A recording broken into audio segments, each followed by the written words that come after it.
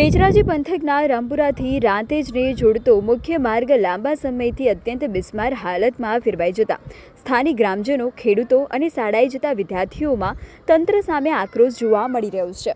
રસ્તાની ભયાનક સ્થિતિને કારણે આ રૂટ પર દોડતી એસટી બસ સેવાઓ સંપૂર્ણપણે બંધ થઈ ગઈ છે। આ રામપુરાથી રાંતેજનો મુખ્ય માર્ગ છેલ્લા 10-12 વર્ષથી બિસ્માર હાલતમાં હતો। સ્થાનિક ધારાસભ્યને વારંવાર લેખિત અને મૌખિક રજૂઆતો કર્યા બાદ આખરે રોડનું કામ મંજૂર થયું હતું અને શરૂ પણ કરવામાં આવ્યું હતું। જોકે કોન્ટ્રાક્ટર અને તંત્રની મિલીભગત કે અગમ્ય કારણોસર છેલ્લા 1.5 મહિનાથી આ રોડનું કામ અધૂરું મૂકીને તદ્દન બંધ કરી દેવાયું છે। હાલમાં આ રસ્તા પર ડામરનું નામો નિશાન રહ્યું નથી અને માત્ર મસમોટા ખાડાઓ તેમજ કપચીઓનું સામ્રાજ્ય જોવા મળી રહ્યું છે। રસ્તાની દુર્દશાના કારણે બેચરાજી તરફ જતી એસટી બસો બંધ થઈ જતા સૌથી મોટી અસર ગરીબ અને મધ્ય વર્ગના વિદ્યાર્થીઓના શિક્ષણ પર પડી રહી છે। રામપુરાથી રાંતેજ વચ્ચેનું અંતર 4 કિલોમીટરથી વધુ હોવાથી શાળાએ જતા વિદ્યાર્થીઓને ભારે હાલાકી ભોગવવી પડે છે।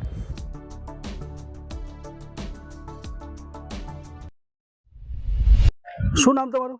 રણધીરસિંહ રાજુભાઈ ઝાલા। રણજીતભાઈ, આ જે રોડની જે સમસ્યા છે તેને લઈને શું કહેશો? રોડની સમસ્યા તો છેલ્લા લગભગ 8-10 વર્ષથી આની જ પોઝિશન છે। પહેલાં અમારા એમને પણ કંઈ ના કર્યું, સુખાજી પણ ના કર્યું। સુખાજીને વારંવાર ફોન કર્યા હતા કે કામ ચાલુ થઈ જશે। કામ ચાલુ થયું પણ છેલ્લા 15-1 દિવસથી લગભગ કામ બંધ છે। કયા કારણથી કામ બંધ છે કોઈ ખબર નથી અને આના કારણે રોડ ખરાબ હોવાના કારણે બસો પણ આવતી નથી। અમારે મુખ્યત્વે અમારું બેચરાજી અહીંથી નજીક થાય તો બેચરાજી આવવા જવા માટે આ રસ્તો ખરાબ છે। અહીંથી એક ગામ નહીં, રામપુરા, કાનપુરા, વિરસોડા, તેજપુરા બધા જ ગામને જો બેચરાજી જવું હોય તો વાયા રામપુરા થઈને જવું પડે। તો રાંતેજ અને રામપુરા જે રોડ છે છેલ્લા લગભગ 8 થી 10 વર્ષથી બિસ્માર હાલતમાં છે અને એનું હજુ સુધી કોઈ નિરાકરણ આવ્યું નથી। કામ ચાલુ થયું થોડો આરસીસી કરેલો છે અને એના પછી કામ બંધ છે। જ્યાં બાળકો અહીંથી જે 3-4 કિલોમીટર અંતર કાપી રહી જાય છે તેમની સમસ્યાનું શું કહેશો? હા, એમને ચાલતા જવું પડે છે બરાબર। બાઇક લઈને જાય તો બાઇક પણ ચાલી શકે એવી પોઝિશન નથી। અને બીજું અહીંયા રાંતેજ જૈન દેરાસર છે, જૈનો પણ જૈન સાધુઓ નીકળે છે તો એમને તો ખુલ્લા પગે નીકળવાનું, તો અહીંયા મેટલ છે તો એમની દશા શું થતી હશે? આ શું કારણથી કોન્ટ્રાક્ટર દ્વારા રોડ બંધ કરવામાં આવે? હવે કોન્ટ્રાક્ટરને શા કારણથી બંધ કર્યો તો ઉપરથી ઓર્ડર હોય તો જ બંધ કર્યો હોય ને। શું નામ તમારું? ઝાલા ઇદુબા પહેલા છે। જે આ રોડ તમે ક્યાંથી આવી રહ્યા છો? આ રોડ કેવી હાલતમાં છે? એટલે હું રામપુરાથી આવું છું અને હું 3-4 દિવસ પહેલાં મારી બેબીને ડિલિવરી કેસ માટે અહીંથી લઈ ગયો હતો બેચરાજી। પણ મને એટલો થયું ને કે આના કરતે રોડ હું તો મહેસાણા જતો રહ્યો તો સારું હતું, કારણ કે રોડની હાલત જ એવી હતી। મારે 2-3 કિલોમીટર માટે તો મને 10-15 કિલોમીટર જેટલો લાગ્યો। ડિલિવરી કેસ માટેનું બહુ તકલીફ પડે। તમે ડિલિવરી બાબતે વાત કરી, અહીંયા તો લોકો રામપુરાથી રોતેજ બાળકો ભણવા જઈ રહ્યા છે તેમને શું તકલીફ પડી રહી છે? એમને તો બહુ તકલીફ, એમને તો કદી અમારા સાધનની સગવડ થઈ જ નથી। બસની સગવડ કોઈ છે? બસની તો સગવડ જ નથી। છોકરાઓ તો લગભગ વર્ષોથી તો આવી રીતે અવર જવર માટે જ રહે। આ રોડ કેટલા ટાઈમથી ખરાબ હશે? આ તો 10 વર્ષ થઈ ગયું। શું નામ તમારું? હિરેનભાઈ જોશી। હિરેનભાઈ, તમે ક્યાંથી આવી રહ્યા છો હું કટોસણથી આવી રહ્યો છું। અને કઈ તરફ જઈ રહ્યા હાલ બેચરાજી જઈ રહ્યો છું। છો? બેચરાજી તરફ જ્યાં રાંતેજ રામપુરા રોડ છે કેટલો બિસ્માર હાલત છે? બિસ્માર હાલતમાં તો ખૂબ જ છે અને એનું કામ વચમાં ચાલુ થયેલું પણ હાલ બધું બંધ પડ્યું છે। એક બાજુ ચોમાસાની સિઝન હવે સ્ટાર્ટ થવાની તૈયારીમાં છે અને તમે જોઈ રહ્યા છો કે રસ્તો એકદમ સાવ થર્ડ ક્લાસ કક્ષાનો થઈ ગયો છે। એમાં ઇમરજન્સી સેવાઓ જો રાત્રે કોઈને ડિલિવરી કે એવો પ્રસંગ હોય તો બહુ કોમ્પ્લિકેટેડ કેસ થઈ જાય એવું પણ છે। તો સરકારને એક પ્રાર્થના કે જલ્દી આમાં ફટાફટ આ કામ ચાલુ કરાવે અને ગામના લોકોને આનો સગવડ આપે। શું નામ તમારું? નરેન્દ્રભાઈ સાધુ। નરેન્દ્રભાઈ, આ રોડ કેટલા વર્ષથી ખરાબ છે અને આ રોડનું કામ અધૂરું મૂકીને જતા રહ્યા છે એવો આક્ષેપ થઈ રહ્યો છે, શું કહેશો? વાત તો સાચી છે, કારણ કે આ તો લગભગ ચોમાસું આવ્યું હોય ઘણો ને હવે તો હચળતું રહે એવું નીકળશે, જાય એવું આવે એવું નહીં। અને મેઇન વસ્તુ શું કે જે સ્કૂલના વિદ્યાર્થીઓ છે ને બિચારા, એમને હવે આવવા જવામાં મેઇન તકલીફ છે, બરાબર। તો એના માટે તો આ કોન્ટ્રાક્ટરો અધૂરું મૂકીને અહીંયા કટકો કર્યો હોય, પાછળ કટકો કર્યો હોય, કારણ કે આવવા જવાવાળા એમાં તો આ બસોય નહીં આવતી અમારે, જે એસટી બસો હોય ને એનોય ત્રાસ છે। આ 2-4 વર્ષ 4 વર્ષ થઈ ગયા આવો ને આવો। આ થોડા ઘણા સુધારા થયા પણ આમાં કંઈ ઠેકાણા લાગતા નહીં। ચોમાસું તો આવી ગયું હોય તો લોકો હેરાન થવાના છે ને યાર। તો એના માટે આ હે ને સરકાર કંઈક કરે ને તો બરોબર.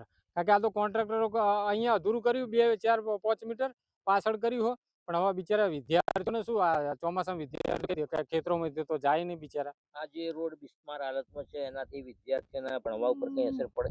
પડો તો ખરી ને યાર, બિચારા ટાઈમસર પહોંચી ના શકે બરોબર. અને જો વધારે વરસાદ થાય તો આવે એવું સાયકલો બાયકલો તો આવે એવી હ નહીં, તો પછી આવે ને ના આવે તો પછી એપ્સનો અને એપ્સનો પડે ખોટી. શું નામ તમારું? હસમુખભાઈ, હસમુખભાઈ, તમે ક્યાંથી આવી રહ્યા છો અમે અત્યારે ડાબસરથી આવી રહ્યા છે, અને કઈ બાજુ તરફ જઈ રહ્યા સાંથલ બાજુ. છો? તો આ જે રોડ ઉપર તમે નીકળ્યા છો, રોડ કેવો છે? એકદમ બહુ ખરાબ છે અહીંયાથી. કેટલા ટાઈમથી આ રોડ ખરાબ હશે? પણ તો વધારે ટાઈમથી લાગે ખરાબ છે, કેમ કે એની પરિસ્થિતિ જ એવી છે. સરકાર આમ તો રોડની ને રસ્તાની વિકાસની વાત કરી રહી છે, તો આ રોડ ના બનવાનું કારણ શું છે? આમાં એવું છે કે 2 કિલોમીટર સારો બનાવી દે અને ફોટો પાડીને મોકલી દે, બાકી તો રસ્તા ખરાબ જ હોય. એનું પ્રોપર ધ્યાન આપવું પડે કે કેટલા કિલોમીટર એનો રસ્તો ક્લિયર કર્યો છે, કેવી રીતથી બનાવ્યો છે, આરસીસી માં કેવી રીતથી શું કર્યું છે, એ બધું. મારું નામ ઝાલા પ્રદીપસિંહ. પ્રદીપ, તું એથી સ્કૂલમાં કઈ સ્કૂલમાં જાય છે? હું રાંતેજ ઉત્તર બુનિયાદીમાં જાઉં છું ભણવા.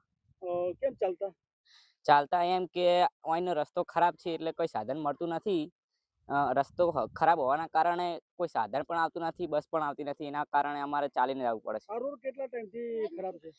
આ રોડ લગભગ 10 વર્ષથી ખરાબ છે અને આનું કામ ચાલુ કર્યું હતું, પણ છેલ્લા 2 મહિનાથી કામ બંધ છે. તમે જે ભણો છો એ સ્કૂલથી તમારું ઘર કેટલા કિલોમીટરના અંતરે આવે? 3 કિલોમીટર. 3 કિલોમીટર રોજ ચાલીને જવાનું, 3 મીટર આવવાનું, એટલે 6 કિલોમીટર રોજ તમારે કસરત કરવી પડશે. સરકાર એક બાજુ એવું કહે છે કે ખેલશે ગુજરાત, રમશે ગુજરાત ને ભણશે ગુજરાત. સરકાર કશું પણ કરતી નથી. સરકાર કહે છે, અરજી કેટલી પણ કરી અમારા વાલીઓએ, પણ કોઈ અરજી માનતું નથી. ધન્યવાદ. શું નામ તમારું? ઝાલાચંદ્રસિંહ અખેરાજી, અ, માજી સરપંચ રામપુરા કોટોસન. આ તમારી જે રામપુરા રોતોદના રોડની સમસ્યા છે તેને લઈને શું કહેશો? સાહેબ, છેલ્લા 10 વર્ષથી અમે એનો રજૂઆત કરીએ છીએ. હવે મંજૂરી આવી 5મા મહિનાની અંદર મંજૂરી આવી, 5મા મહિનાથી રોડ બનાવે છે. ત્યાંથી ટોટલી બસો બધી બંધ થઈ ગઈ. કે બસવાળા એવું કહે છે કે यहाँ पर રસ્તો બંધ છે ત્યારે અમે ચાલુ કરશું. 5મા મહિનાથી રોડ બનાવે છે. 2-3 જગ્યાએ આરસીસી બનાવ્યું. અને મેન સમસ્યા રામપુરામાં છે.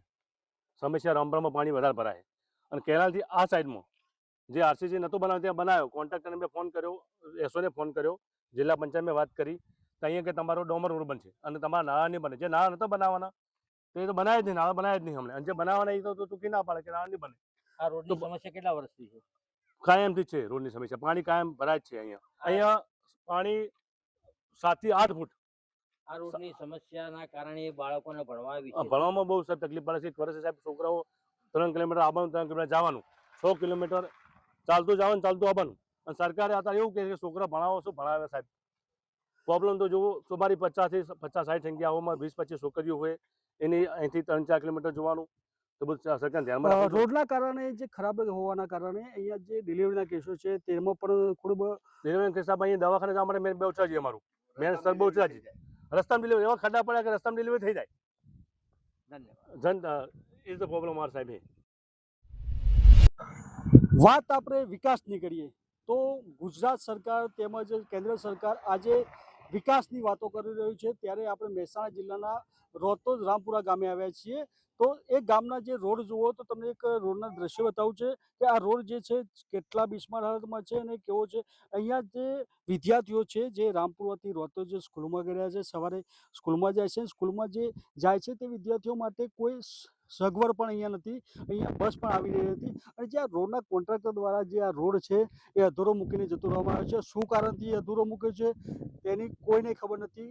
વારંવાર રજૂઆત કરવા છતાં આ રોડનું કામ લગભગ 15 વર્ષથી થતું નથી, તેમજ થાય છે તો પણ થાગા થીગા કરી અને અધૂરું મૂકી દેવામાં આવ્યું છે. અને આ રોડ ઘણા ટાઈમથી જ ખૂબ જ બિસ્માર હાલતમાં છે. અહીંયા તમને મેટર જોવા મળશે, પથ્થરો જોવા મળશે, પણ જે આ રોડ છે ખૂબ જ ખરાબ સ્થિતિમાં છે.